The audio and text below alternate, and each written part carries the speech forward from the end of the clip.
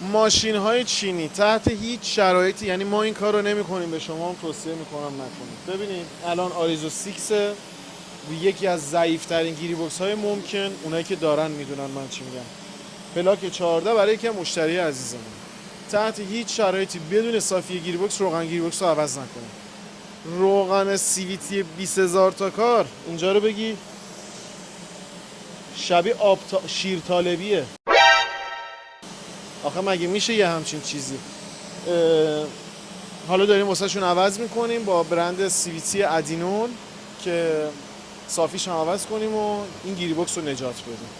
آقا نکته مهم این ویدیو داخل یوتیوب چیه؟ چرا کشوندمتون تا اینجا ببینید؟ یکی که حمایت بی‌دریغ شما همیشه شامل حال ما بوده و ما همیشه ممنوندارتون و بتونیم روی کانال یوتیوب اونم کار کنیم. و این نکته رو بتونیم ماشین های چینی، این کارتل رو به من بده،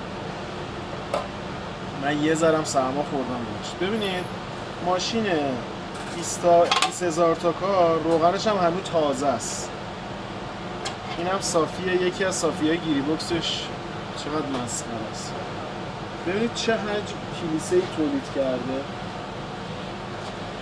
رفقا توی الکاسا حداقل صافی روغن گیری بکس ماشینای چینی فقط تحت شرایط این عوض میشه که صافی گیری بکس تعویض بشه. در غیر این صورت خودتون رو میبرید تو چالش و توی داستان. پست بعدی که میخوام بذارم تو یوتیوب راجع به تجربه دیگنیتی پرایم که چه اتفاقی واسه ما افتاد سر تعویض روغن گیری بکس دیگنیتی پرایم. الان میخوام این ساعتی گیری بکس زیرشو باز کردیم، اینو باز کردیم تمیز کنیم، اینا رو هم تمیز کنیم. توی این نسخه که آیزو 6 هست بیا جلو اینجا میفته، این هم یه صافی دیگه شه، 4 تا پیچ داره که رو تعویض میشه. نکته ای که داره این کار با حوصله ایه. بعضیا میگن ما توی 2 ساعت 3 ساعت انجام میدیم، پروسه تعویضش هم همون 3 ساعت ایناست نهایتا 3-4 ساعت، ولی باید با حوصله قشنگ چسبکاریش درست انجام شه، چسب مخصوص استفاده شه، تست گرفته شه، حجم روغن فول شه و تحویل مالک عزیزش بشه.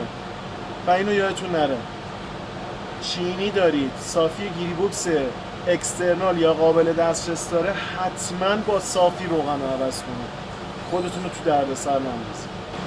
خب این وسط چه اتفاقی افتاد؟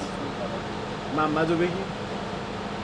محمد اومده، یکی از دوستای قدیمیمون، دلتنگش بودیم، متاسفانه حادثه واسه رخ داد، انشالله که حالش بهتر شده باشه، شما مراقب خودتون باشید. آقا صافی گیر بکسش رسید، یه صافی گیر بکس مسخره. این رو جا میزنیم طبق الگویی که داره و پیچاش. الان اینجا رو شستیم، این صافی کوچیکش عوض شد، قشنگ شسته رفته مرتب ترتمیز. اگر این کار رو انجام ندید کار به اصطلاح شسته رفته نیست و توی ماشینای چینی هم اصلا این ریسک رو نکنید.